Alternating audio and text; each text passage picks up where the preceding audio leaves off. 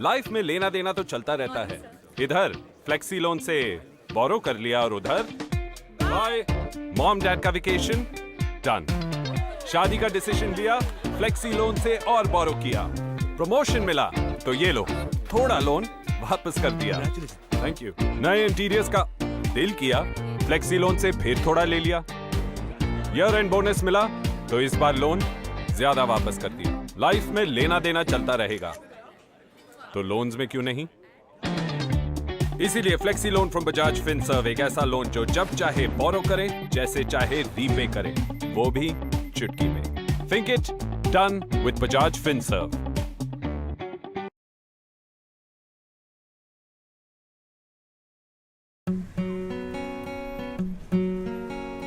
Hello, हर season के लिए नए इंटीरियर्स। हाँ, वो भी हर रूम के लिए।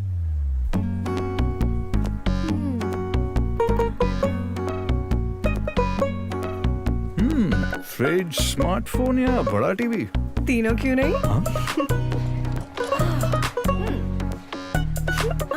अरे ये तो शॉपिंग लिस्ट में नहीं था। सो अब शॉपिंग कार्ट में तो है। सॉरी। अच्छा, नए आउटफिट्स की विश लिस्ट। विश क्यों? Just add to cart and buy. तो ये सब ईएमआई पे, और वो भी चुटकी में। On India's fastest growing EMI network. Think it done with Bajaj Finserv.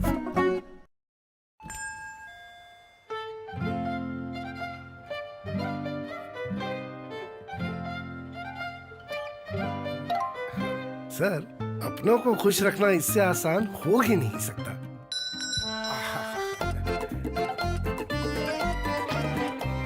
साहब, अपनों को खुश रखना इससे आसान हो ही नहीं सकता।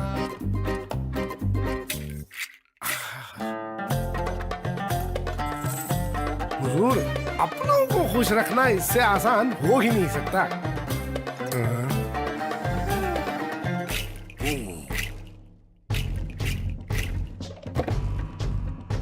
अपनों को खुश रखना इससे आसान।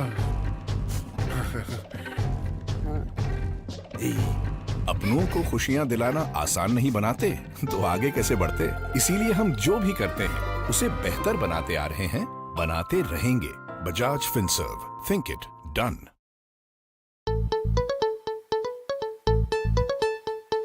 माँ के बेडरूम का एसी या लेटेस्ट मोबाइल फॉर भाई, लेटेस्ट मोबाइल फॉर भाई, लेटेस्ट मोबाइल फॉर भाई। पुणे, पटना, चेन्नई, मथुरा या फिर बेगूसराय, या फिर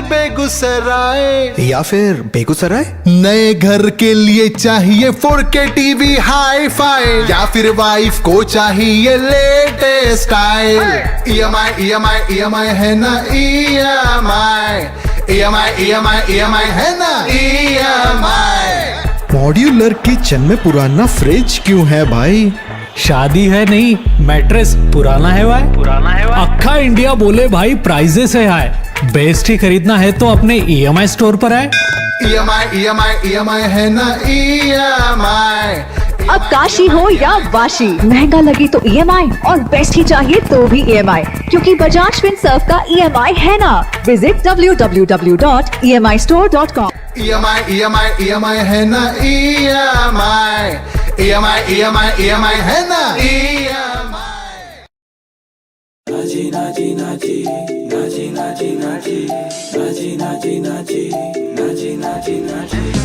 धोखा है धोखा, धोखा ना खाओ जी। इंश्योरेंस फ्रॉड से बचना है बहुत जरूरी जी। वो एजेंट है या फ्रॉड पता लगाओ जी। एक्स्ट्रा ऑफर के झांसे में कहीं फंस ना जाओ जी। अगर कोई अनजान कॉलर इंश्योरेंस पॉलिसी डिटेल्स मांगे तो कह देना उनको मिलके स्कैम को एंड करो, हमेशा सेफ रहो जी। Always verify the caller and do not surrender your insurance for attractive offers. हमेशा सावधान रहे, सेफ रहे। Issued in the interest of public awareness by Bajaj Finserv.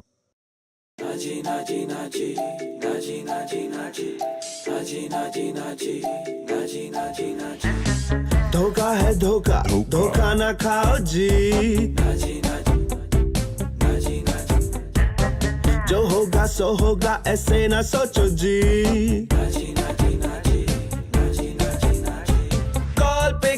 पूछे OTP दो ना जी, तो कह देना उनको मिलके स्कैम को एंड करो, हमेशा सेफ रहो जी।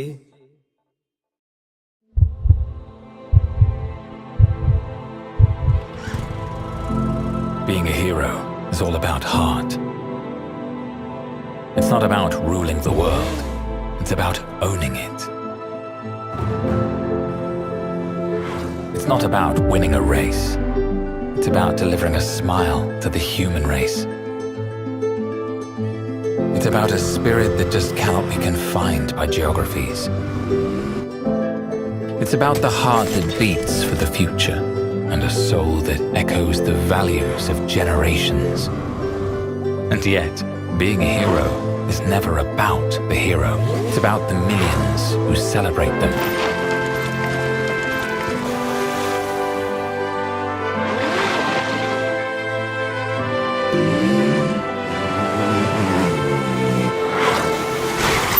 Hero Motorcorp, the motorcycle leader.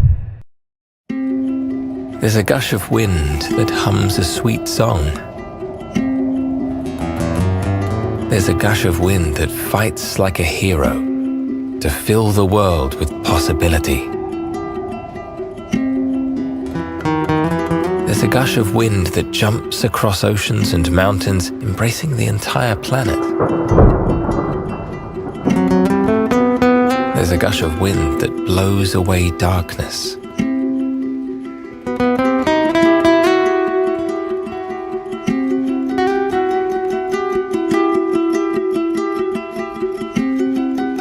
There's a gush of wind that blows for humanity.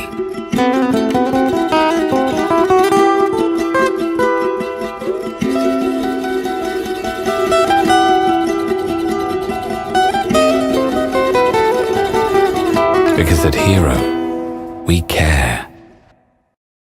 In 1868, the Tata Group was founded on a philosophy that put the community at the heart of its existence.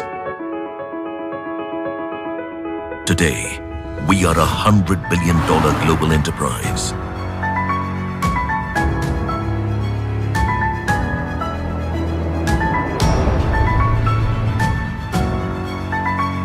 Our today has been built on enduring values.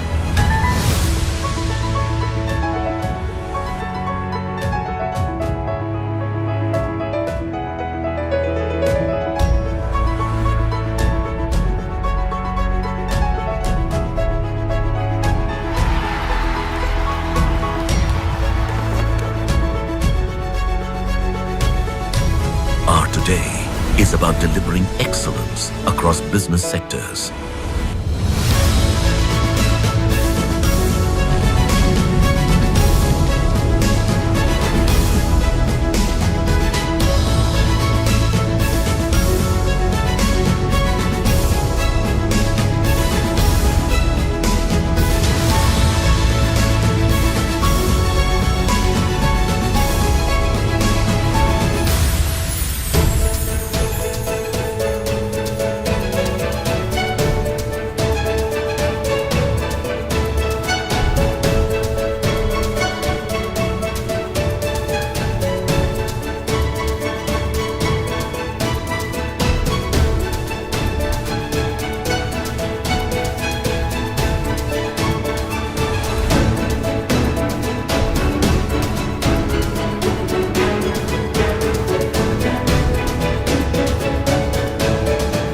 Today is about building a future-ready nation.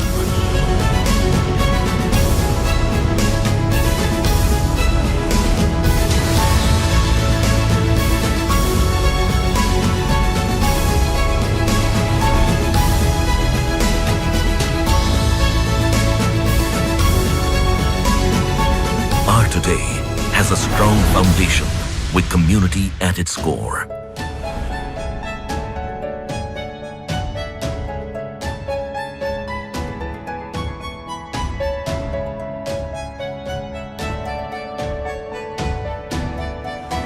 Our today is dedicated to the communities we serve.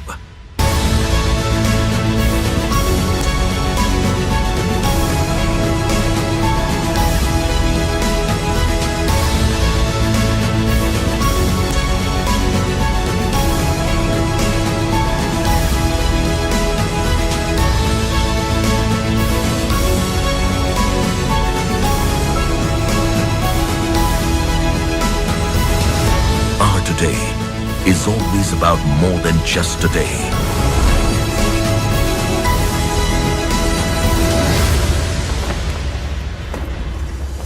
Our today is a continuous journey for a better tomorrow.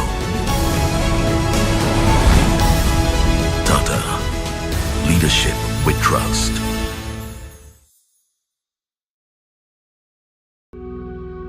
Behold, the story of victory, of life over malady.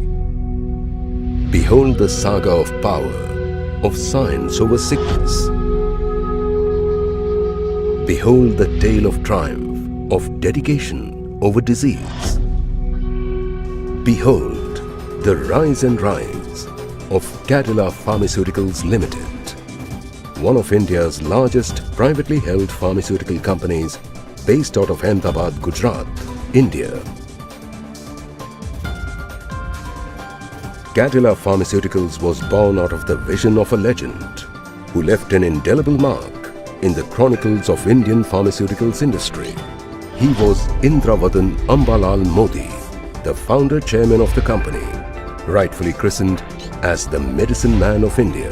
His vision to alleviate pain of the underprivileged through research-driven innovations has been driving Gaddala Pharmaceuticals for more than 6 decades now.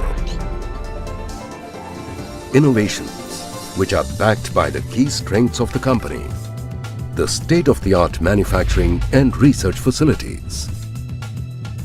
The flagship manufacturing facility at Dholka, Gujarat, sprawls over 100 acres. This avant-garde facility is US FDA approved, besides meeting most of the stringent quality standards across the globe. It manufactures tablets, capsules, injectables, liquids, and orals. The second formulations manufacturing facility is located at Samba in the state of Jammu and Kashmir. The API facilities at Ankleshwar, Gujarat, manufacture a large number of key APIs and intermediates at this US FDA and ISO 9002 and ISO 14001 accredited plant. The company also has set up its first ever overseas formulation manufacturing facility at Addis Ababa in Ethiopia. This world-class facility is the only WHO CGMP compliant manufacturing facility in the region. More than 850 products spread across 12 specialties with many of India's top brands in its basket. Great goals are defined by far-sighted vision and achieved by seamless teamwork. A multicultural, multilingual and multinational workforce of over 7,000 employees is truly the propelling power of the company. Not just in the domestic market, the company has a wide global footprint with over 1,000 marketing authorizations across 85 countries. Its international sales force of over 150 highly diversified and versatile personnel lends it an outreach that blankets the globe. As the company grows, so does its commitment to research. Manned by more than 350 scientists, the R&D facilities of Gaddala Pharmaceuticals at Dholka, Gujarat is an institution of breakthrough innovations. To take the focus on innovation to the next level, it partners with leading international companies to discover newer treatments. The Gaddala Pharmaceuticals group is gigantic. Its group companies complement and expand the dynamic vision of the company across new avenues of healthcare and newer fast-paced business areas. Gaddala Pharmaceuticals is a gentle giant. Decades of dedicated research, groundbreaking healthcare innovations, and worldwide impact proves the infinite potential of one powerful emotion. Care. The success of Gaddala Pharmaceuticals bears testimony to the fact that the care continues.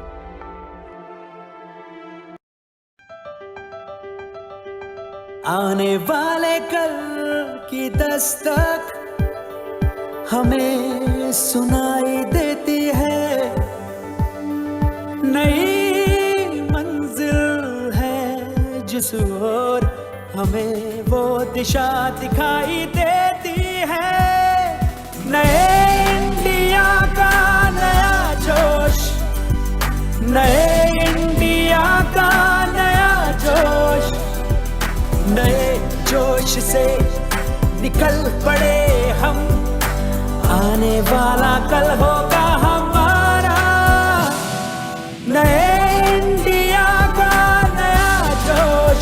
और नए India के सफर में technology की शक्ति लेकर आपका भागीदार रहेगा रिलायंस। नए इंडिया का नया जोश।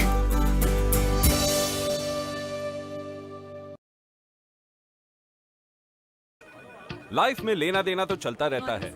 इधर फ्लेक्सी लोन से बोरो कर लिया और उधर बाय मॉम डैड का वेकेशन डन। शादी का डिसीजन लिया, फ्लेक्सी लोन से और बोरो किया। प्रमोशन मिला तो ये लो थोड़ा लोन वापस कर दिया, थैंक यू। नए इंटीरियर्स का दिल किया, फ्लेक्सी लोन से फिर थोड़ा ले लिया। ईयर एंड बोनस मिला तो इस बार लोन ज्यादा वापस कर दिया। लाइफ में लेना देना चलता रहेगा तो लोन्स में क्यों नहीं। इसीलिए flexi loan from Bajaj Finserv एक ऐसा लोन जो जब चाहे बोरो करे, जैसे चाहे रीपे करे, वो भी चुटकी में। Think it done with Bajaj Finserv.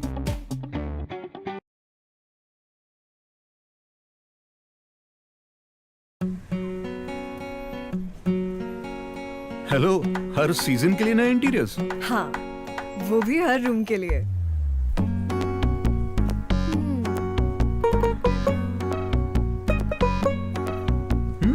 Fridge, smartphone या बड़ा टीवी? तीनों क्यों नहीं? अरे ये तो शॉपिंग लिस्ट में नहीं था। सो अब शॉपिंग कार्ट में तो है। सॉरी। अच्छा, नए आउटफिट्स की विश लिस्ट। विश क्यों?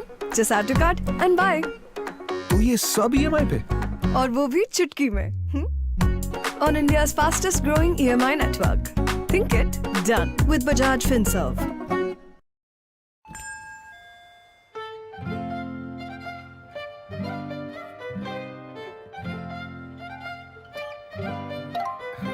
सर, अपनों को खुश रखना इससे आसान हो ही नहीं सकता।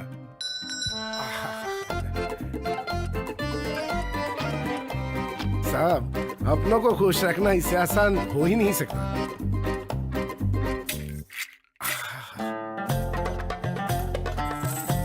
हुजूर, अपनों को खुश रखना इससे आसान हो ही नहीं सकता।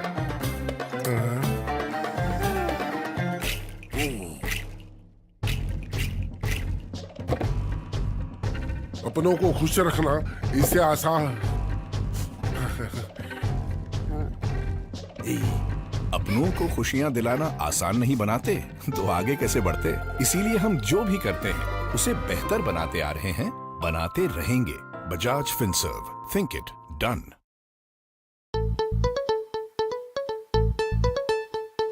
माँ के बेडरूम का AC या लेटेस्ट मोबाइल फॉर भाई, लेटेस्ट मोबाइल फॉर भाई, लेटेस्ट मोबाइल फॉर भाई। पुणे, पटना, चेन्नई, मथुरा या फिर बेगूसराय, या फिर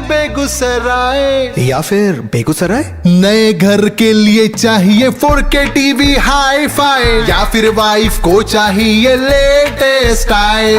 EMI है ना EMI है ना EMI। मॉड्यूलर किचन में पुराना फ्रिज क्यों है भाई? शादी है नहीं, मैट्रेस पुराना है भाई। अक्खा इंडिया बोले भाई प्राइजेस है हाई, बेस्ट ही खरीदना है तो अपने EMI स्टोर पर आए। EMI है ना EMI। अब काशी हो या वाशी, महंगा लगे तो EMI और बेस्ट ही चाहिए तो भी EMI, क्योंकि बजाज फिनसर्व का EMI है ना। Visit www.emistore.com। EMI है ना EMI है ना EMI। नाची नाची नाची नाची नाची नाची नाची नाची नाची नाची नाची नाची। धोखा है धोखा, धोखा ना खाओ जी। नाची नाची नाची नाची। इंश्योरेंस फ्रॉड से बचना है बहुत जरूरी जी। नाची नाची नाची नाची नाची नाची। वो एजेंट है या फ्रॉड पता लगाओ जी। एक्स्ट्रा ऑफर के झांसे में कहीं फंस ना जाओ जी। अगर कोई अनजान कॉलर इंश्योरेंस पॉलिसी डिटेल्स मांगे तो कह देना उनको मिलके स्कैम को एंड करो, हमेशा सेफ रहो जी। Always verify the caller and do not surrender your insurance for attractive offers. हमेशा सावधान रहे, safe रहे. Issued in the interest of public awareness by Bajaj Finserv.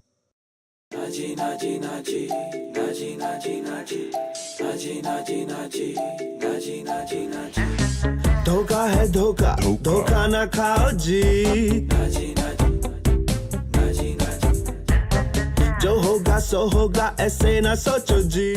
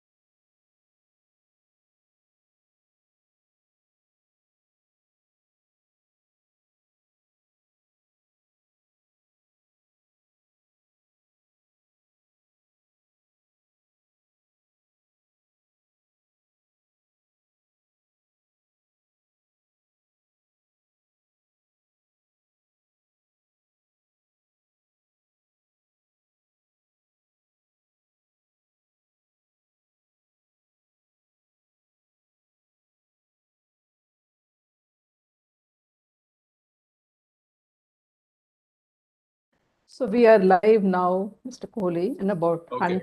100 have joined as of now, and the number is only increasing. We're still waiting for a response from Ms. Maria. Okay, great. Great. Yeah. Fine. I think we are ready. We are starting in 3 minutes. Is that right? Yes, please. Yes. Okay. Okay, great. Thank you, friends. Thank you for your patience.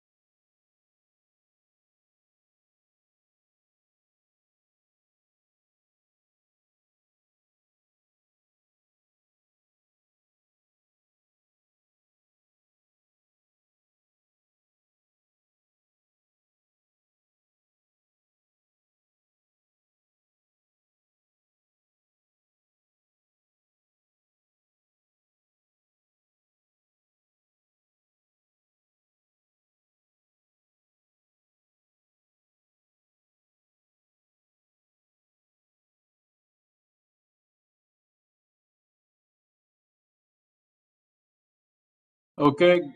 Good morning, good afternoon, and good evening to all those friends who are joining from all over the world. A very special welcome to the 27th edition of CII Partnership Summit of 2021 and the session on the Startup Revolution, Changing the Livelihood Dimension. Hearty welcome to all the dignitaries who have joined us today to share their perspective on this theme. This 27th edition of Partnership Summit is graced by over 50 sessions spread over 3 days, including 7 country sessions, close to 200 speakers and more than 40 countries, from which 20 overseas ministers, 7 Indian ministers, 25 global CXOs, and more than 100 heads of institutions, leaders, experts from all over the world, and delegate participation of more than 100 countries spread over 3 days. Over 50 participants at the virtual investment pavilion too. So I welcome all my friends and colleagues. We all recognize that entrepreneurship is an influential driver for economic growth, employment, and prosperity. Entrepreneurs have the potential to transform nations with job creators instead of job seekers. I think that is a big slogan by our Prime Minister. We want job creators and not job seekers. The pandemic, COVID-19 has altered the focus of entrepreneurship all over the world. There is huge attention to address difficult and complex problems in areas like agriculture productivity, climate resilience, air, water, soil pollution, water resources, waste and sanitation, education, housing, energy access, disability, and access to affordable healthcare. These are big issues of every country in this session. These are tough problems and require multiple stakeholders across academia, government, NGOs, and private sector to collaborate and deploy resources effectively and efficiently. We need to create framework of sustained R&D with a focus on transitioning science and technology innovations from the lab to the market to people and across the planet. And this is called massification of technology. And that I'm very happy pandemic we have seen happen during the pandemic. It is also heartening to see the emergence of new generation of innovators and entrepreneurs. And as I was saying before the session, many of these entrepreneurs are coming from small, medium towns and villages. And these entrepreneurs who are challenging and venturing into some of the most difficult social, economic, and environmental areas. The advancement in AI, artificial intelligence, robotics, Internet of Things, 3D printing, genetic engineering, quantum computing, and other technologies support in finding suitable solutions and creating market potential for these technologies is immense. Entrepreneurship is gradually becoming an important element of the business world's emerging identity. Several Indian entrepreneurs and innovators have shown determination in undertaking many entrepreneurial risks by identifying amazing new business opportunities that come along with access and availability of internet and advances in telecom, cloud computing, sensors, and data science. I was leading Airtel for 15 years, and in India, we went into all 5,000 towns and 5.5 lakh villages out of 6 lakh. And now I'm sure more village coverage will happen. So every village which is covered has 3G or 4G coverage, which is fantastic. CV, welcome.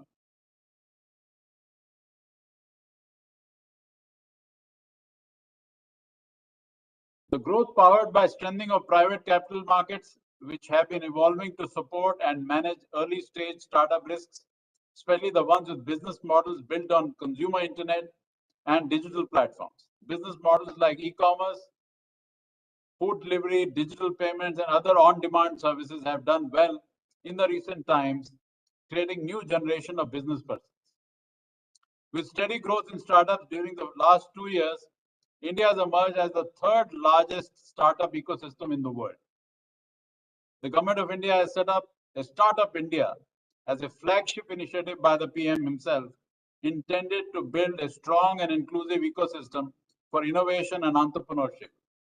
30 states of India already have started promotion policies, and India currently proudly holds about 78 unicorns, out of which many have come up in the last 10, 11 months. We at CII are positive that New India will be led by a powerful combination of science and technology, innovation, and entrepreneurship. And our entrepreneurship is all young talent, hungry young talent from all over the country.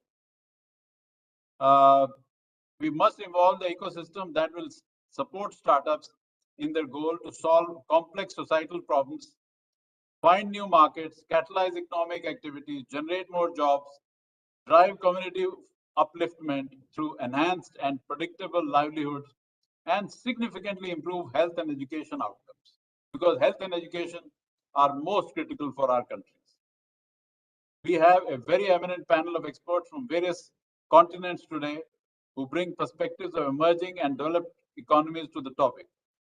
With these opening remarks, I would like to invite each panelist to first introduce themselves, and then we will go into specific perspectives from each country. I would like to start from my friend from Singapore. Hi, Mr. Kohli. Ryan here. I'm just going to make this quick. My name is Ryan. Ryan Yap. I'm from the YCH Group. We are a 66-year-old family business in supply chain solutions and services. And primarily, we focus on what we call ecosystem building approach, from our domain expertise to IT to a VC arm of our own to create this supply chain innovation ecosystem. And together with our customers, including our partners and vendors, we hope to create a lively supply chain innovation ecosystem, and I hope to talk a little bit about some ideas on collaborations and partnerships today. Thank you very much. Thank you, Ryan. Let me move to Mr. Garba from Abuja, Nigeria. Good afternoon, everyone, or good morning, depending on where we are. My name is Yao Garba. I'm representing the Director General, National Information Technology Development Agency, Nigeria. This is a government agency that is saddled with the responsibility of developing and regulating the digital sector in Nigeria.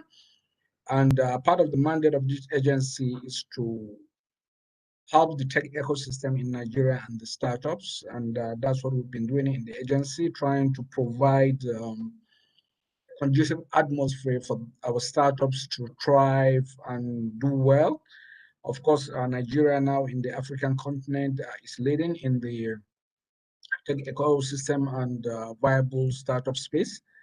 And this is what we're trying to capitalize more on to promote our startups and also to increase collaboration with startups and ecosystems from all over the world. So this is what we are doing, and what we feel we can even do better through partnership cooperation with other ecosystems around the world. Thank you. Thank you, Mr. Gaba. Now let me move to Ms. Nabeen from Bangladesh, but I want to especially thank her because she's traveling to West Coast, so it is beyond midnight, so she's especially come out for this program. So I'm really grateful for your special effort. So much. It is a pleasure to be in this very esteemed summit. I would like to thank CII for inviting me and Bangladesh to share our experience and contribute to the summit.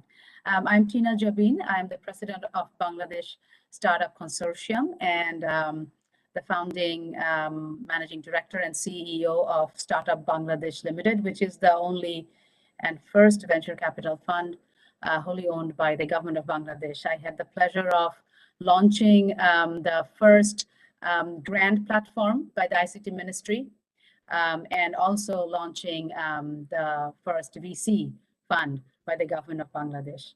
And now, I'm heading the consortium, which is basically a platform where it's a very new platform. We founded it in 2020, right when the COVID lockdown happened. And basically what we are doing is, onboarding startups and accelerators, key stakeholders in the Bangladesh startup ecosystem to drive policies and also capacity building, networking within the country and with, international regional partners such as CII. Bangladesh startup ecosystem is quite new, quite nascent, especially a toddler if you compare it to India, but it has done tremendous amount of progress in the last 7 years, especially in the last 5 years. Government has been a very big factor, very strong factor as an enabler, and what we are looking into is to make the ecosystem a lot more stronger, healthier, bringing in investors, international, local angel investors, and also have gender lens investments, investment policies, and also impact investments. Thank you. Thank you, Ms. Jabin. That was fantastic. Let me move to my friend from Nepal, Mr. Pandey. Hello everyone.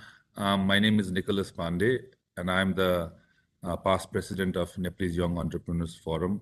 That's an 18 years old entrepreneurs society, and personally, my family business is a construction-based business, which is over 46 years old.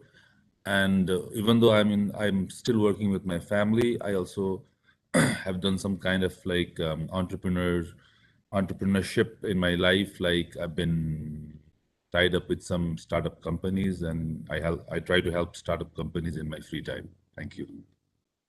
Thank you, Mr. Pandey.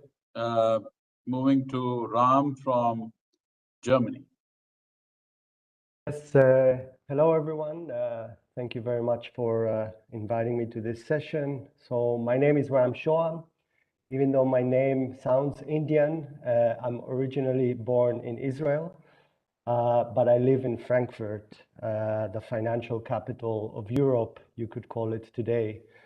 I founded Accelerator Frankfurt about 6 years ago. I've been a serial entrepreneur, and from the experience gathered set up this accelerator with the goal of creating a stepping stone for startups in the fintech, cybersecurity, and blockchain sectors to penetrate the German financial industry. Germany is a strong economy, however, still quite conservative. So it is important to have base here in Frankfurt. The accelerator is a fully private initiative. We've had over 50 startups going through us, raised over 120 million euros, created more than 2,000 jobs, and seen as one of the most successful accelerators worldwide, ranked in 2019 as the top 25 innovation labs globally. The team are all serial entrepreneurs that have become investors as well, and that owes part to our success. We cannot tell any startup or any entrepreneur how to succeed, but we can certainly help them not to make the mistakes that we have done in the past. So I'm looking forward to a good discussion, and it's a pleasure being amongst you. Thank you. Thank you, Ram. That was very, very inspiring. Let me move, last but not the least, Yamuna from Bangalore. Hi everyone, it's my pleasure to be part of this panel here. I'm co-founder of Dwara Money. It's part of Dwara Venture Hub. We, as an organization, coined out of the Sanskrit word Dwarata, means access, enabling opportunities. We work in urban, underserved, and also rural and remote rural. At Dwara Money, we are a neobank for low-income household. We have touched around 500,000 gig workforce in the country, starting from a very niche tax education, tax filing, helping them claim their tax credit, to building their emergency fund, to planning their finances better. Apart from that, at Dwara Venture Hub, we also work with the farmers. So more than 60,000 farmers have their alternative CIBIL or credit scores like Kate score, and also we believe in building partnerships so that there's more productivity and better livelihood. And one of our other entities, Dwara E-Dairy, works on Surabhi score. That's like a e-tag for the dairy, for the especially for the cattle. It's like India has Aadhaar, it's a cattle Aadhaar, so that we again see how can we accelerate the livelihoods of this low-income households. Pleasure to be part of this, and looking forward for the larger discussion. Thank you, Yamuna. You've taken up a very tough assignment for yourself. So that's great to take up such challenges in an economy which has to organize itself much faster. Anyway, with all introductions behind us, now let's move into the really theme of today's session. The theme clearly is the role of local and global partnerships in enabling the strong and innovative ecosystem so that it can contribute effectively to employment and growth of each economy, each developing economy here, as Nigeria, Bangladesh, Nepal, etc. So my first question is, what role do investors play in building this strong ecosystem in your respective country? And what role can investors play more than what they are doing today? Because investors are the catalysts of this startup movement. And I think they have to play a much bigger than life role. But I just wanted to listen to you. What role are they playing today? And what role do you think they should also play in addition to what they are doing today? So can we start with Ms. Jabin?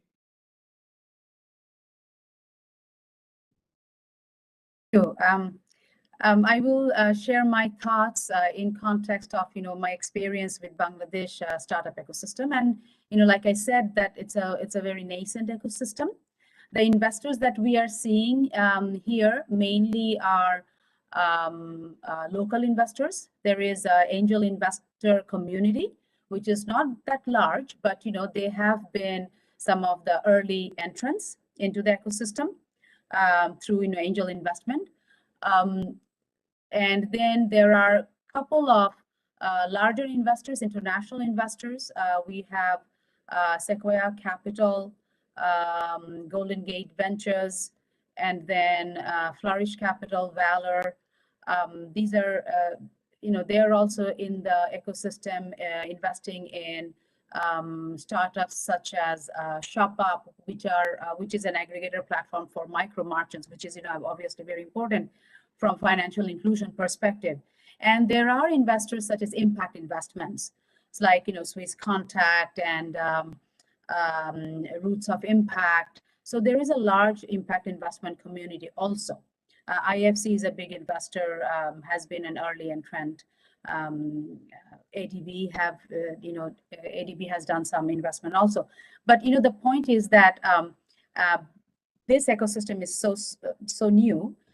There are a lot of policies that needs to be still modified or customized for a startup, a very robust startup ecosystem. And I think that that is still in progress. And one of the things that we can do from this type of forum is that we learn the policies which has a from the countries which has a very successful startup ecosystem. And I was listening to the gentleman from Singapore. Singapore has been kind of a place for region to go and a lot of the startups to go and incorporate there.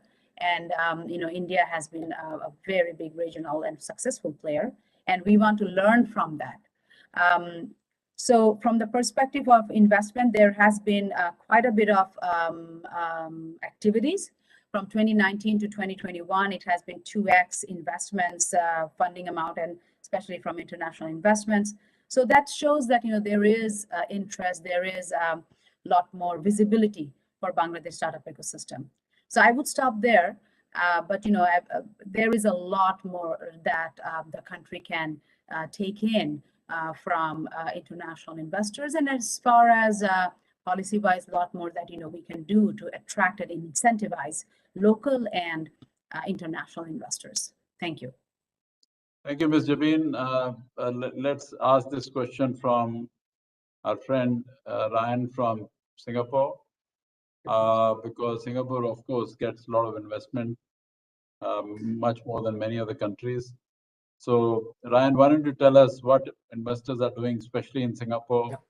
What more do you think they can do for other countries represented here? Yep. So I'll perhaps break it into, let's say, two different buckets. Perhaps using our own YCH ecosystem as an example. We actually have a angel investor fund of our own. We call it Supply Chain Angels, very aptly named. And our mandate is slightly different. We're not interested in just investing, being a silent, passive, monetary investor. We tend to look for startups that have some relevance to our area, which is the supply chain space, and provide them with the market access, the domain expertise, and of course the operational problems, the realities on the ground, to sharpen the tools that the startups are providing, so that they're not just doing purely academic exercises. So what we as investors try to provide is, apart from just capital, but it's also the experience, the access to context, the access to markets, and real life problem statements. I think that's what I feel that investors should do for their startups, and not just throw cash and hope it works. I mean, that is an efficient way to manage your time, but it's not efficient in terms of allowing your startups to succeed. And not everyone can do that. We can, because we're trying to build an ecosystem. Perhaps we won't be as famous as Mr. Ram with his Accelerator Frankfurt, but I think we try to place a surer bet. On that's one bucket. The other bucket, just really quickly here, is our angel investor fund. We actually partner with SG Innovate and the National Research Foundation in Singapore, which at least the National Research Foundation is under the umbrella of the Prime Minister's office. So this is how the state sort of gets involved in investing, but relying on the private sector to put the vote of confidence behind them and say, yes, I think this is good, I will support them, let's match and co-invest. Right, and the National Research Foundation actually does input certain checks and balances as well to supplement what we as the entrepreneurial organization have in terms of the domain expertise and gut feel. And they come in from the state funding, the oversight, the insurance that money is well spent. So I think those sorts of partnerships goes some way to building a strong ecosystem, not just from purely private sector, but I think building on Ms. Yamano's point earlier, some kind of PPP arrangement, private and public partnership in that regard. Thank you, Ryan. That was very, very useful. Let me move to Ram now, because Ram is in a developed country. And how do you think in a developed country investors are coming in? What kind of support, what kind of guidance, what kind of scale-up support they provide to startups in your country? So, yeah, I wanted to follow up on what Ryan mentioned. Singapore is very much similar to Israel, where I'm originally from, in respect that we're a small country with very limited resources. The most resources we have are talent, I would say. So we need to focus on tech, on the tech sector and so forth. And Israel has seen over 50 unicorns in a country with less than 9 million people.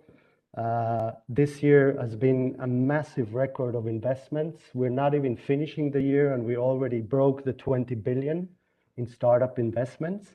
Just to give you a perspective, in Germany, where I'm sitting, it's been around 8 billion, which is less than half. And Germany has more than 80 million population. So massive amount of investments coming there. However, there's no market in Israel. We need to export. This is why I'm sitting in Frankfurt. The market is here. So therefore, the deal flow naturally comes to here. Now, for everybody here, there's a lot of people here represented from institutions, government-backed institutions. This is super important for a successful ecosystem. You need to have some government support to encourage a healthy startup environment and to let entrepreneurs take a risk and be able to fail and start again. This money that is invested from government institutions, for example, even if that money is lost, if a startup fails, it's not really lost. You could raise 20 million in 5 years and fail, but those 5 years are not lost. You created jobs, you created talent, you created experience for the next unicorn, perhaps. So this is money well spent. However, the private sector plays a super important role as well. And I want to stress this because government support should not interfere with the private sector. It should be government support. The private sector ensures that what we're building brings returns to investors. And therefore, we're not building charity organizations, we're building profitable companies. And profitable companies, in the end, pay taxes, create jobs, and of course, give return to investors, whether it's institutional investors backed by the government or private investors. So just to sum it up, it's very important to encourage entrepreneurship, not punish failure, and create a very healthy environment to bring talent to start startups and encourage them. So that's my 2 cents of what I've seen in the last 20 years in entrepreneurship. Thank you, Ram. You brought out very, very insightful points about government, about private sector, about successes and failures of entrepreneurs and how to deal with them so that we keep a positive momentum, growth momentum. That's very good. I'd like to move to my friend, Mr. Gaba from Abuja, to share his experiences about how investors are playing an important role in Nigeria and how you think they should play a bigger role in the coming years. I think our situation in Nigeria is a bit opposite what the person from Bangladesh mentioned. In the case of Nigeria, most of the funding for startup is coming from outside Nigeria. So internally, yes, we don't have that much effort from internal investors. So maybe for many reasons, probably because maybe the space is new to them, or maybe the risk-averse nature of some of the investors. But this is something the government is trying to do to encourage investors from within to help the tech ecosystem, to help the startups. In fact, it's part of this effort is an ongoing startup bill, which is currently being processed, and we're hoping maybe in a couple of months it will be passed into a law. So in that there are a lot of incentives for investors, both local and foreign investors, to invest in Nigerian startups because of the potential they can get. In the case of Nigeria, of course, we have the market, and we have a large population, of course, not as big as India, but still is reasonable. It's the biggest in Africa, and there is a lot of market for startups. So basically, in a nutshell, the situation is okay. In our own case, most of the investment now for startup is coming from outside the country, but still we're putting a lot of effort to encourage people within the country to invest in startups. Thank you. Thank you, Mr. Gaba. Let me move to Mr. Pandey from Nepal. Mr. Pandey, how is your experience different from Bangladesh and Nigeria? If I'm to talk about Nepal, the fund access to fund is really difficult for startup, like in India as well, and the interest rates are high, and they would require collateral to back up the investment, and even the PE VC companies would want to invest more in the growth companies rather than startups because of the risks involved. So I think like whatever startups have been happening in Nepal, most of it is through like family-backed purse and whatever angel investors we have here in Nepal. So I think what we have suggested to the government is like they recognize this startup culture in Nepal, which actually boomed very much during the lockdown, and with the access to internet, cheaper internet, faster internet, and a lot of other stuff. So in the last budget, the government was quick to recognize startup as one of the key future drivers of the economy in Nepal. And it also announced some kind of fund for startup without any interest. But what happened was like we lacked the regulation, and the regulation is not out yet, even though we've already gone past 6 months after the budget was announced. So we really need some kind of intervention by the government, maybe some kind of tax reforms, and we actually need to revise the investment policy of the government when it comes to startup. Thanks. Okay, thank you, Mr. Pandey. Before we go ahead, I'm happy to announce that we have Mr. Kashifu Inuwa Abdullahi here from Nigeria also. I've just got a message that he's also coming into the session. Is that right, Mr. Gaba?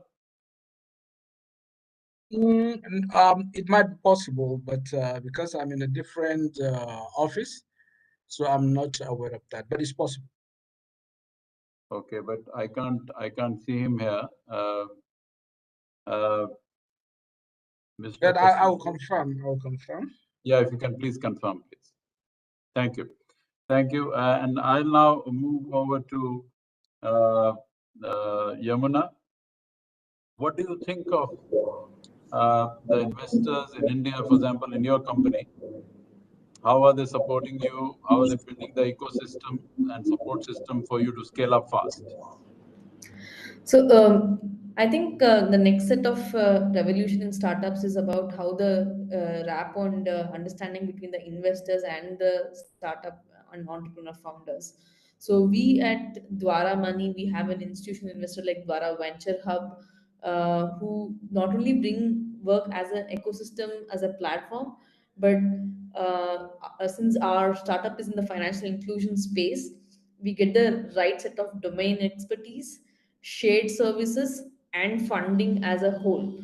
The whole idea is how can we make the entirety as a scalable and the go-to market in a much more faster pace. As an entrepreneur, we have multiple things to look at, and if given a right opportunity and a right platform to be able to collaborate and partner with the ecosystem, there are a lot of things that can be eased out. So this is one of the fantastic ecosystem that Dwara Venture Hub does. So Dwara Venture Hub has identifies niche entrepreneurs, especially solving the financial inclusion problem statements, and has entrepreneur in residence as a program, wherein the entire ecosystem and money and the fund comes in place. Additionally, I would like to add upon how investors and entrepreneur ecosystem is growing in the country like India. So we have a PPP model, like public private partnership model. The government of India is also much more aggressive that the startups have better access to the funds, and a lot of tax benefits have been given for the investors at early stage, and especially for angel investors, and that's disrupting, wherein the individual entrepreneurs do not have the fear of failure. That's one of the major milestones that the government has opened up. And platforms or ecosystem partners like government government of Karnataka here in Bangalore, which we have highest number of startups in the country, has equity free grants from the government supporting for idea to POC, wherein you go with an idea and you're funded without any equity expectations, so that you build a tech platform to scale. Kinds of government of Telangana, they have set up a separate V hub, women hub for investments for women entrepreneurs. And corporate ecosystems, like large corporate ecosystems like Geo, Gen Next, Reliance Geo, they have set up wherein you get a POC or proof of concepts with large corporates. I think India as a massive startup hub of the world, the secret sauce lies in a public-private partnership, wherein an investor and an entrepreneur, a lot of parameters are supported. Yamuna, that was very, very good explanation of how the central government in India and the state governments of India are doing their bit for the young young entrepreneurs, and helping them scale up, helping them start up, helping them reach to a healthy stage in terms of business before they can take off themselves. So that's a very good start.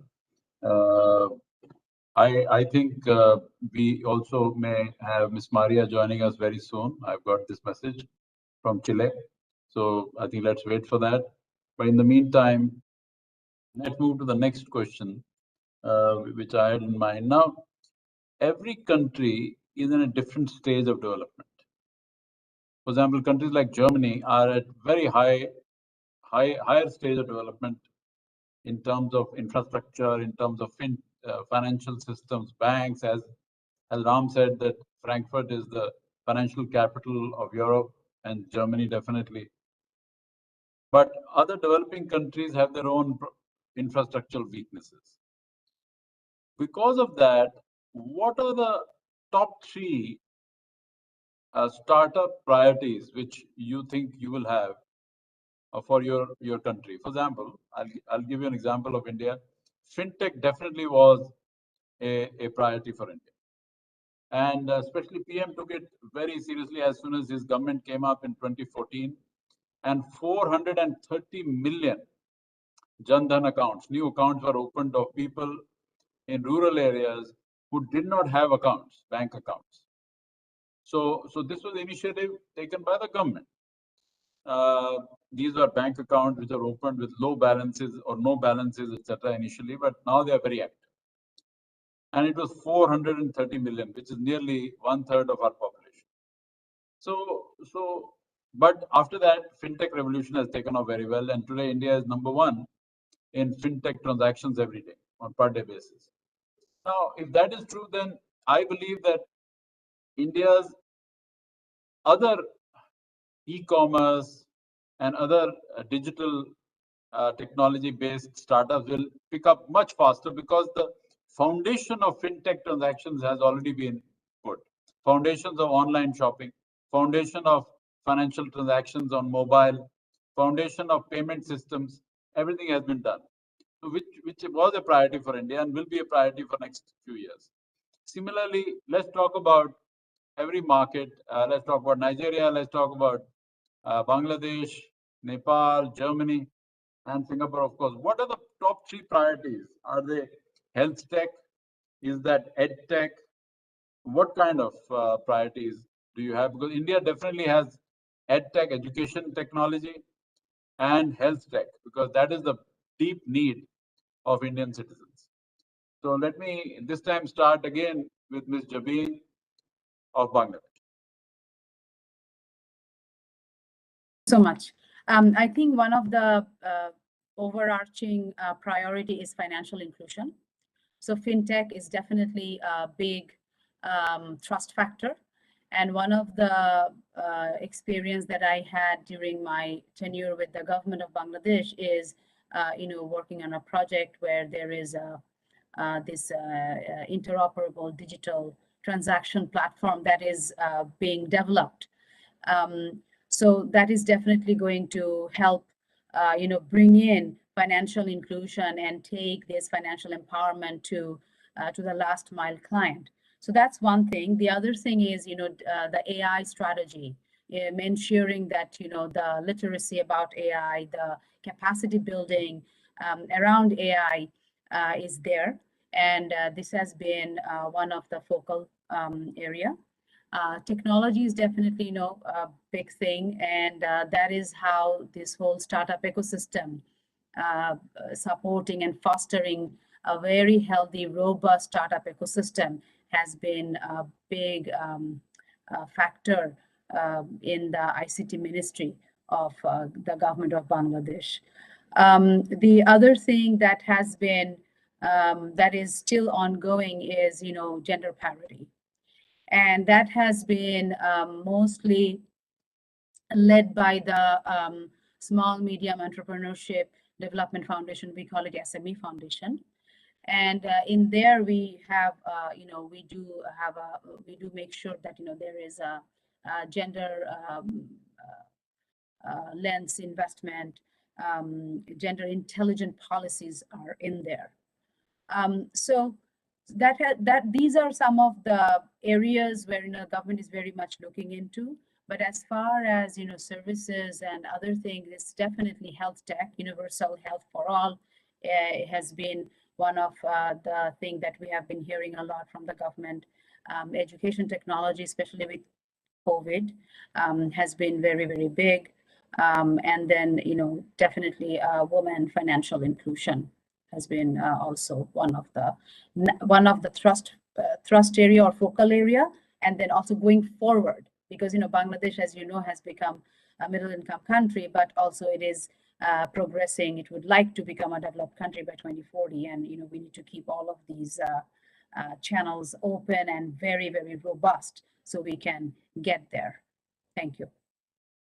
Thank you, Ms. Jabeen. That was very powerful statements. Thank you for that. I think Bangladesh definitely will move ahead and grow much faster than many other Asia Pacific countries, and it's already doing it, and startups will help you. Moving to my friend from Nigeria, Mr. Gaba. So, Mr. Gaba, what are the top 3 or 4 priorities in startups?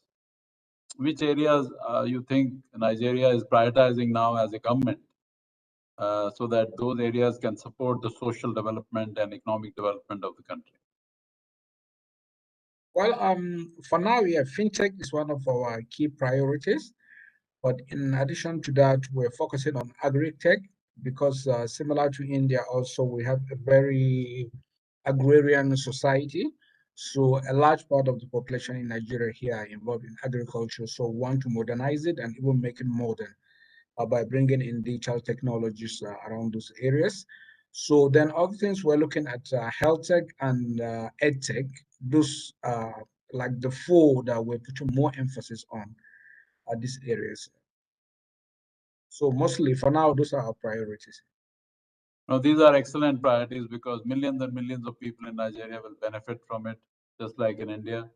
Agriculture, education, fintech, and of course, health.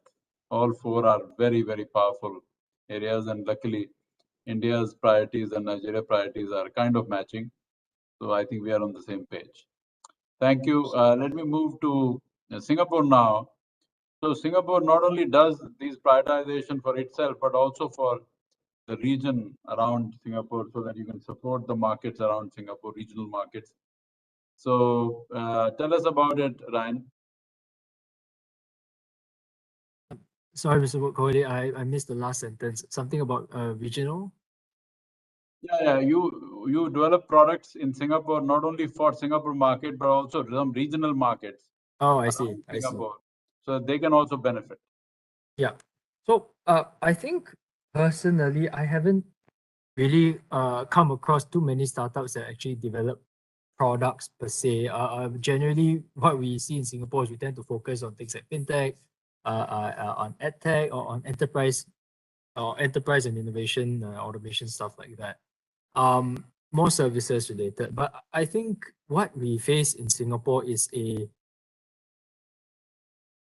a constant desire to move into the region. But as of yet, whenever they try to move into the region, they find themselves a little bit stuck to come out in a successful fashion. So what actually I personally hope to see is through more targeted collaborations and I think more closer matchmaking, we can actually have a more successful, for want of a better word, soil bed for these seed startups to seed their idea and their services in another market that they're not familiar with. And I think that's sort of why Singapore is such a thriving startup. But yet we have, I must admit, we have really yet to produce our own world-beating unicorn like Israel has.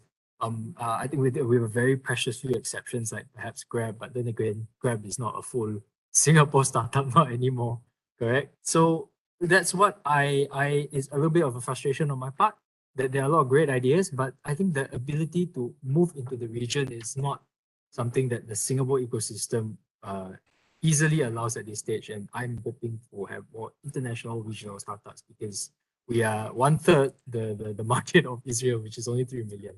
Right? And there's a need to regionalize together and not invent the wheels in each different country. We should do it together. Well, thank you, Ryan. I think that was a very frank admission. You don't have to feel frustrated because there are many countries available here. I can say Nigeria, I can say Bangladesh, India, of course, and Nepal, etc. We are all present here, and we can support Singapore startups by markets, offering huge markets and market depth. If the products in Singapore are suitable, appropriately suitable for our markets, for our consumers. So I think you should through CII, let's have a deep discussion because frankly, Singapore does great job of product development. Those products have to be deployed across markets which have large population. That is very simple. I mean, you can't keep the products in Singapore because the population is small. Therefore, utilization of those products is also small. So we can all help you as friends, and I'm sure Singapore will also benefit. Moving to Ram again to Germany. So Germany, Ram, in your accelerator program, what are your prioritization beyond fintech? Because fintech, of course, is a serious priority because you are in Frankfurt. But beyond fintech, what are your top 3-4 priorities? So personally, we're looking into the life sciences sector quite deep because life sciences has a lot of data. The data in healthcare doubles itself every 70-something days. Doubles, that's crazy. There's 20,000 publications by top scientists a day.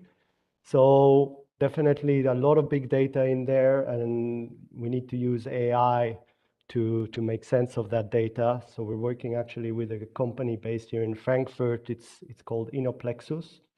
which most of the people are in Pune, in India, some 300 people sitting there. And also the famous BioNTech vaccine has been developed just 30 minutes away from my office, BioNTech. So biotechnology is something we're very much looking into. Now you do mention, you know, Germany is a developed country where we have beautiful roads and nice cars. But that's also a bit of a drawback for us because Germany has not been so much in a hurry to digitize. The education sector is really lagging behind, I would say. So digitization in general is important, especially in the education sector. If you want to create future entrepreneurs for future solutions, this is something super important. But I want to go back to the life sciences, healthcare, because there's a huge market. You are sitting in countries such as India, for example, which is a massive market. Africa, we've done projects in Malawi, Botswana, and now we're teaming up with hospitals. This is all through Inoplexus, the company I mentioned. We're teaming up with hospitals in India to try and help cancer patients through big data. There's a lot of information. An Indian cannot easily connect to a global expert oncologist for his specific type of cancer simply because it's just too costly and too difficult. But with digitization, we can do so much more to help millions of people. So we shouldn't operate as silos. There's markets out there that developing countries should look into and definitely penetrate, like with Singapore and so forth. So definitely, this is what we're looking at moving forward.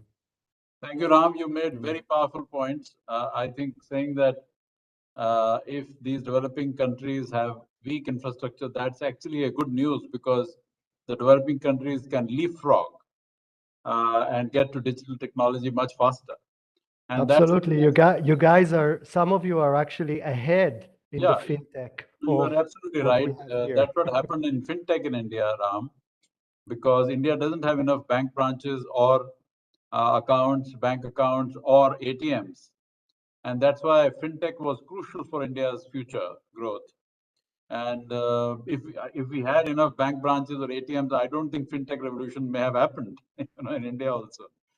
So and just if I may add, the national payment provider in India probably has the most transactions in the world, maybe after China. So I know that they're looking at projects in the blockchain technology sector. Yes, yes. And this will probably end up to be one of the biggest blockchain projects in history. So definitely it's something to look forward and something I'm very excited about.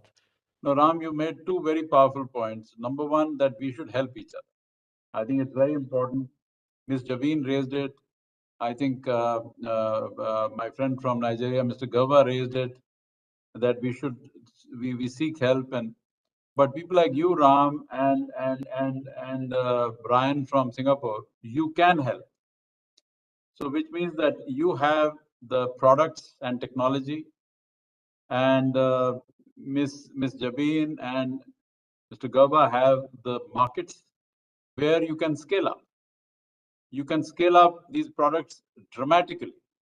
When the market in Nigeria is very large, I know I worked in Nigeria, I worked in Bangladesh also. Both are very, very large markets and very high quality markets. So, and of course, India is much larger. So I think if you have to massify the technologies, whether it is life sciences or biotechnology or agri-tech, then these are the countries where you should come to. And we will help you massify CII. I'm the chairman of Future Business Group of CII. And we support the new investors like you, new accelerators like you who can come with products, and we support them to build similar expand the startups like yours in India, and I'm sure Bangladesh and Nigeria also have similar programs where they can help and support. Let me move to Mr. Pandey now. Mr. Pandey, priorities we were talking about. Are the priorities in Nepal any different from Bangladesh or Nigeria, or are they Not similar? really, actually, like we also have the usual suspects.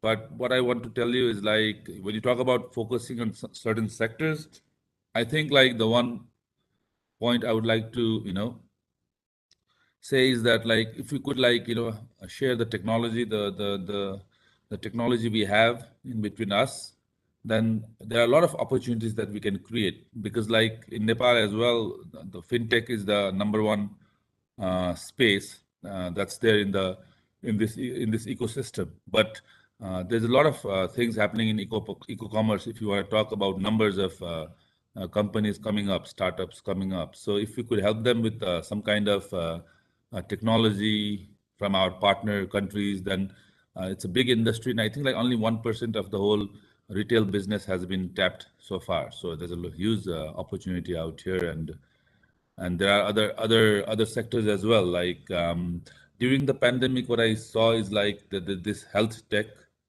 health tech business also came up pretty well and did pretty well as well during the pandemic. So and this delivery service as well. Like we also need a lot of technology in the delivery service for all these retail business. So I would like to focus more on technology itself than any sectors. Thank you. Okay, thank you, Mr. Pandey. Last but not the least, let me come back home to Yamuna. Yamuna, how do you think the prioritization of India will change? Because we have been prioritizing fintech, we have been prioritizing ride sharing, food delivery, etc., etc. How do you think the prioritization will change in the next 5 years, especially to deep tech? I think one of the other priorities that is just upcoming and like already in the market is the clean technology, especially sustainability and environmentally conscious tech startups that is coming up, and the energy sector is going to actually take over a lot more of a lot more of the investments that is going through with respect to changing changing the nation towards much more sustainable in world one.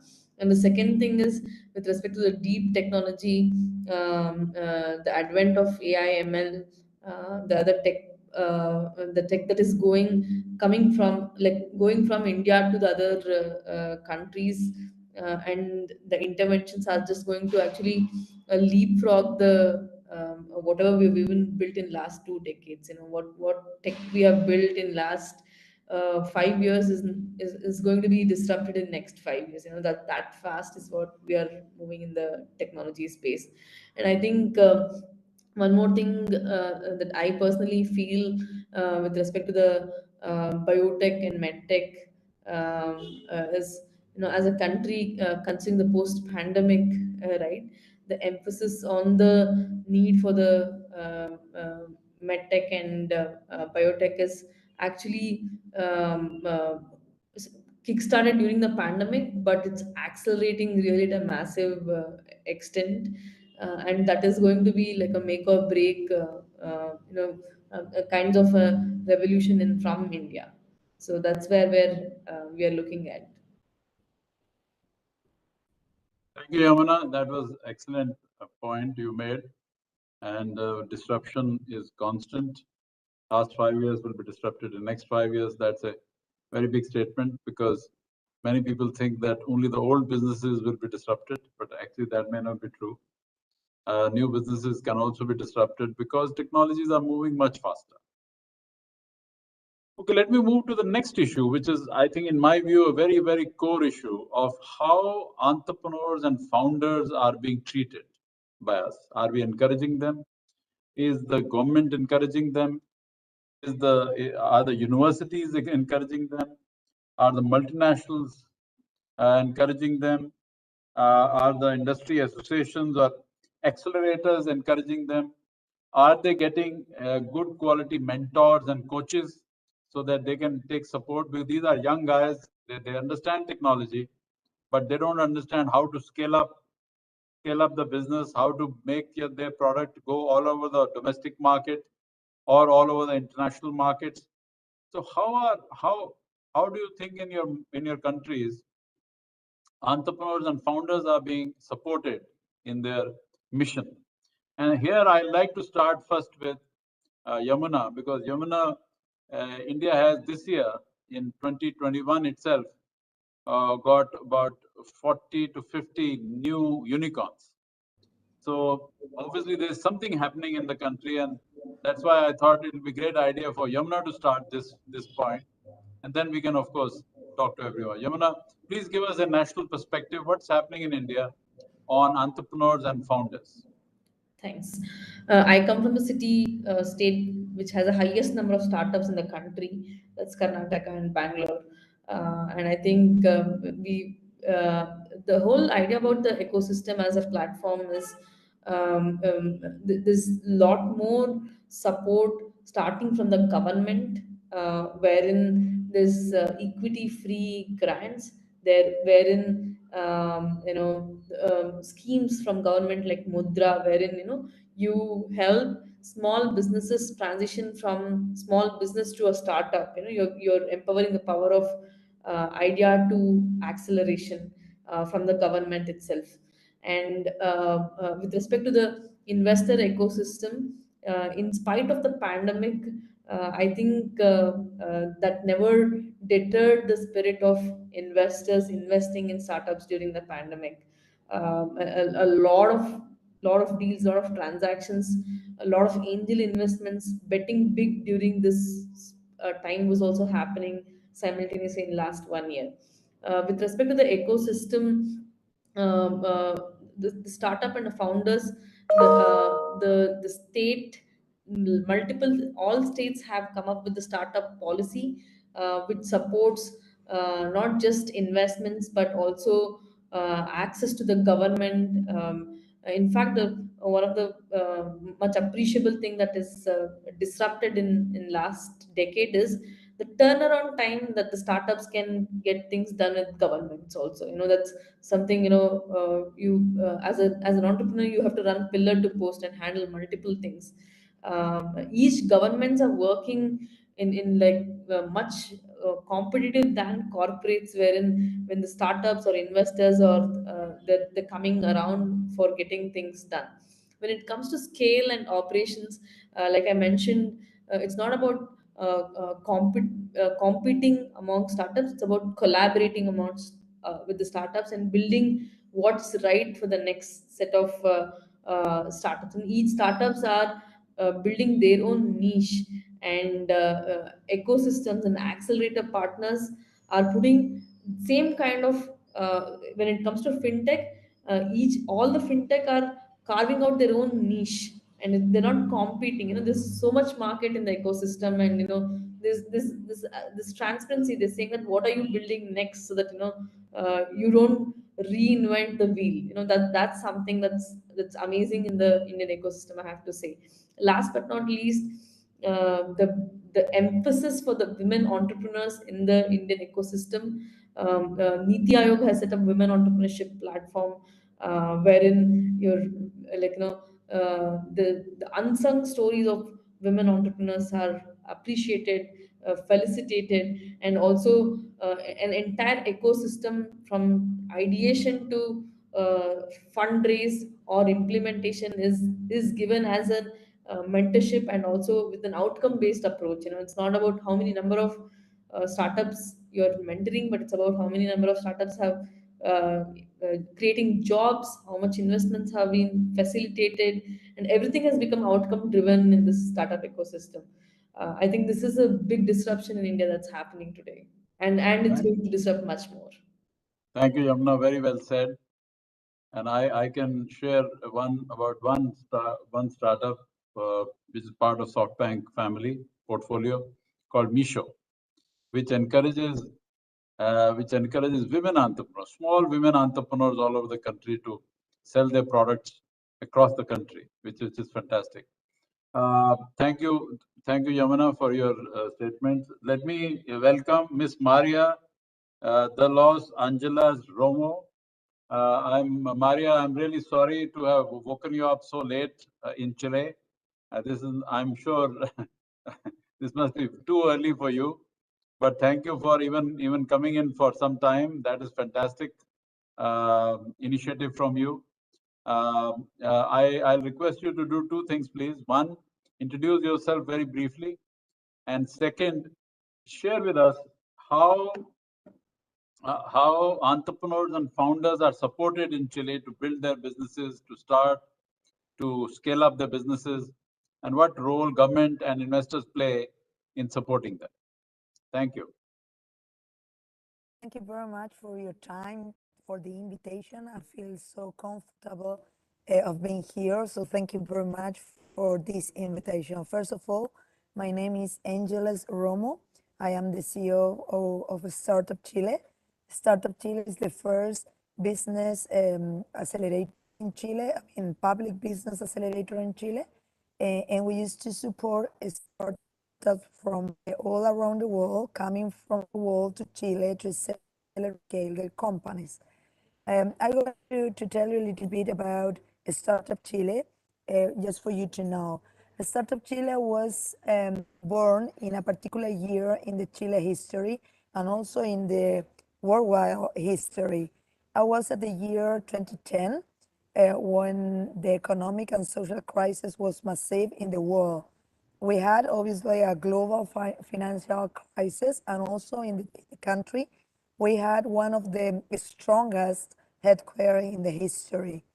What we did at the time, we realized that something was happening in the world. Economy and business ecosystem or entrepreneurial ecosystem was warning about entrepreneurs and about basically tech entrepreneurs funding a startup.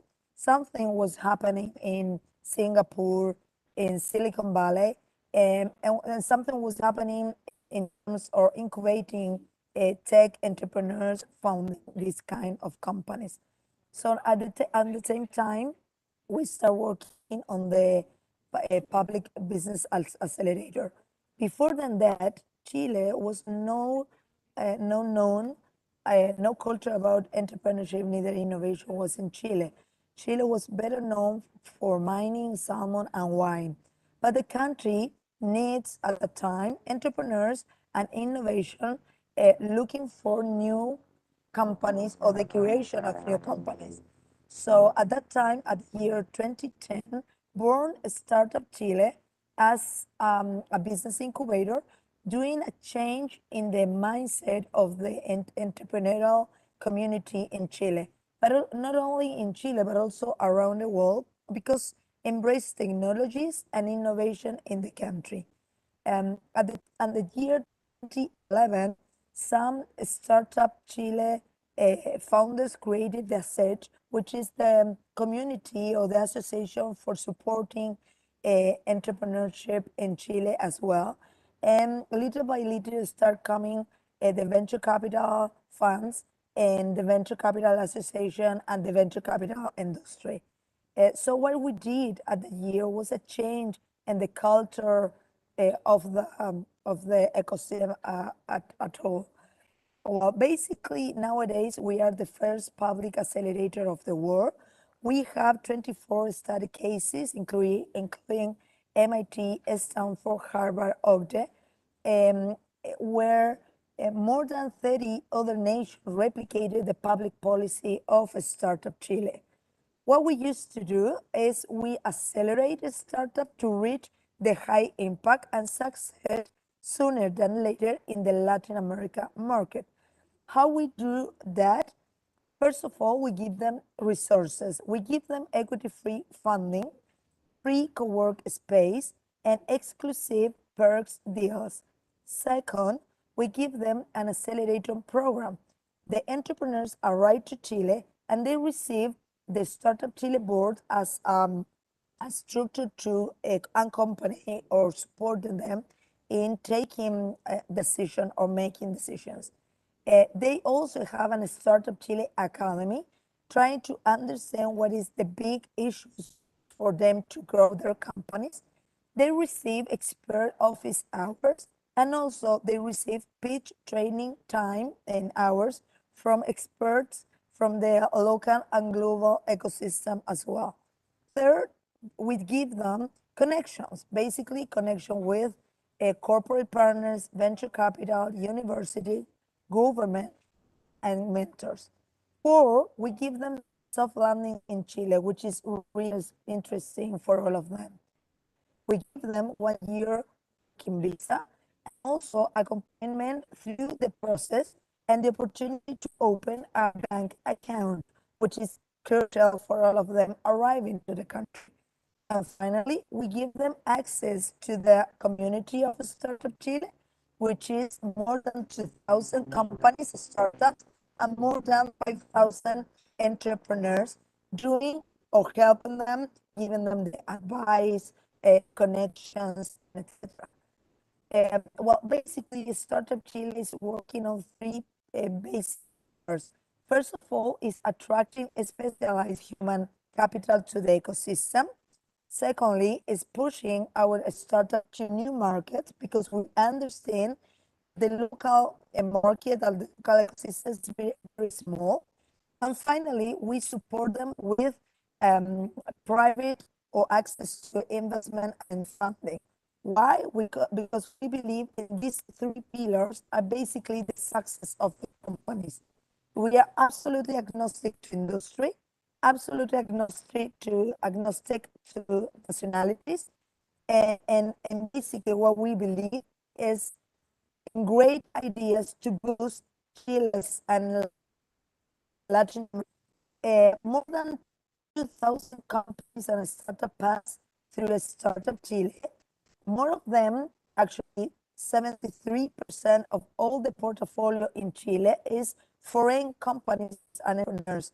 And they decide to arrive Chile to stay in Chile and also to stay longer and maintain their companies in this as well. Companies have raised capital for more than $2 million in sales and also in raising capital. And the valuation of the portfolio nowadays is almost $6 million, which is really interesting for the local company. We have created more than 26,000 new jobs in the last time. And also we know that this is a public policy where the entrepreneurs are paying for taxes in the way of 1.5 times the total investment from the government of Chile. How we can invite the entrepreneurs? Actually, we have 3 programs, Build, Ignite, and Growth. We support from the idea stage until the 1 million revenues companies. We believe in entrepreneurs from the ideas, so we support them in the stage of ideas, but also we believe in entrepreneurs when they already have a prototype, an MVP, or a validation in the marketplace.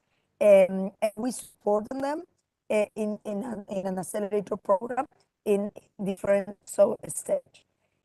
All the information about this is in our website in www.startupchile.org.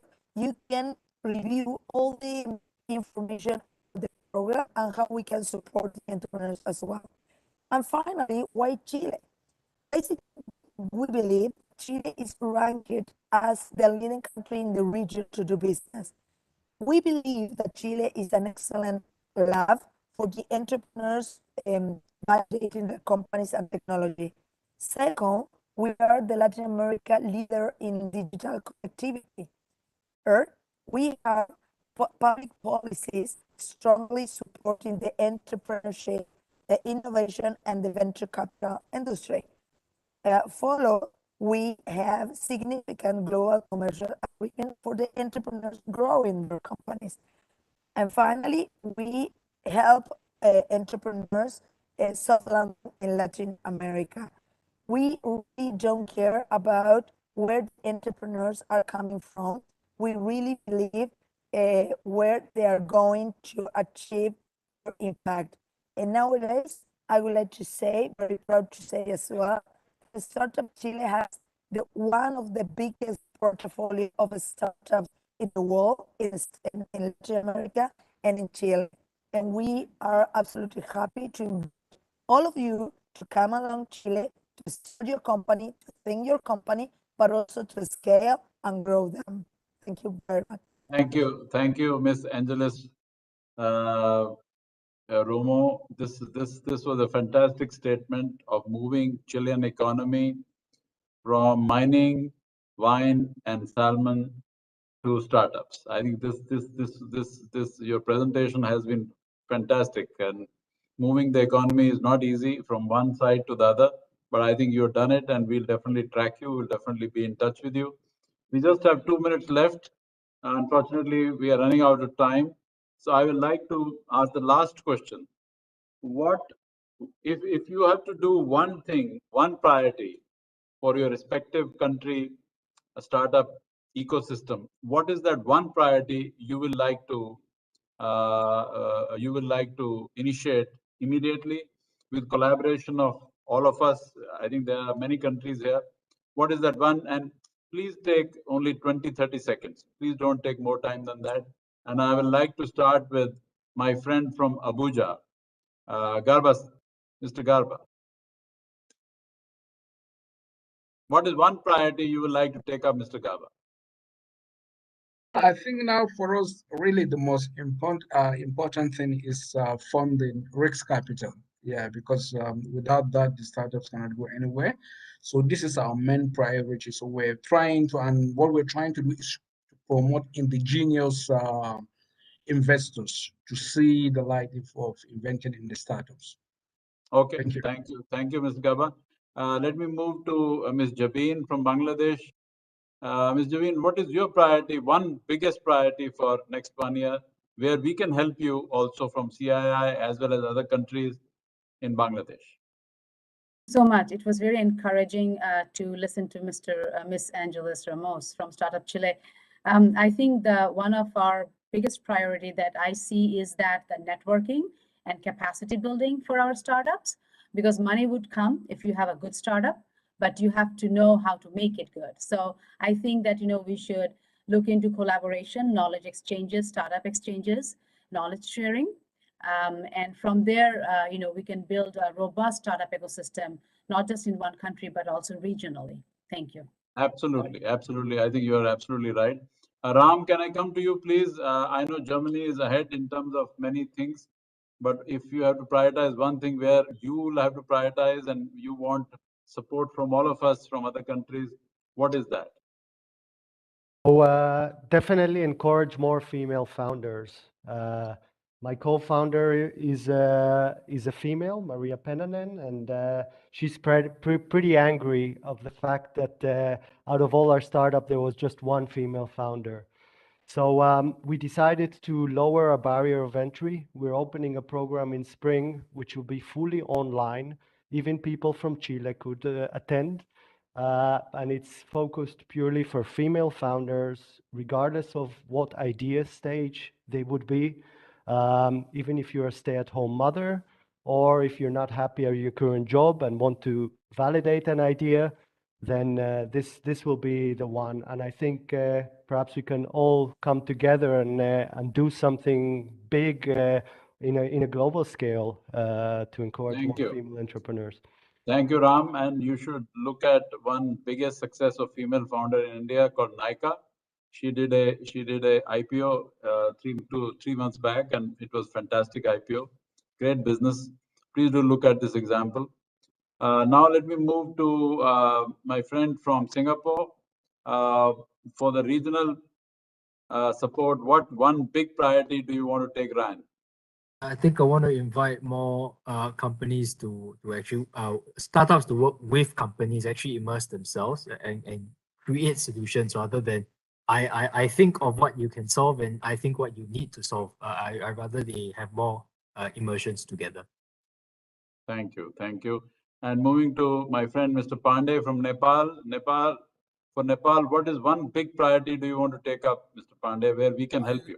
I think I would take up a policy do-over when it comes to startups. So it needs to have some unique policies so that it can help, startup companies. For that, you can connect with Yamuna. Yamuna can share with you policies from Karnataka government. She's in Bangalore.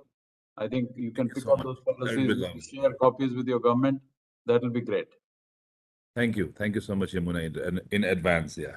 So Yamuna, coming to you, last but not the least, for India, what is the single big priority you think after this discussion you would like to pick up? So, raising the bar on the early stage investments for much more set of entrepreneurs. I think considering the pandemic, it was slightly slowed down. The peak was slowed down. So, early stage investments for founders and women founders to again kick back to the same pace, so that the base of the founder community or entrepreneur community is going to increase is much more important at this point of time. Thank you, Yamuna, and I really am delighted with this quality of discussion. I'm really sorry we already run out of time. We can't continue, but fantastic ideas, fantastic collaboration, and ended very well with fantastic feedback from Angeles Romo of Chile. She really gave a very good transition, how Chile economy has transitioned from wine, salmon, and mining into startups. We all can learn from this country. So thanks a lot. Back to Madhu. Madhu, any other issue you would like to cover? Thank you, Mr. Kohli. I see a lot of opportunities to collaborate with all of them from CII. So we will have a conversation and write back to them in terms of startup ecosystem. That's absolutely. And Madhu, wherever you see interest, wherever we can support, I lead Future Business Group, as you know, in CII. I'll be happy to support all of them. Thank you very much. Thank you very much. Thank you, my friends, and all the best. Thank you so much. Thank you. Bye. Thank you, everyone. Thank you so much. Bye.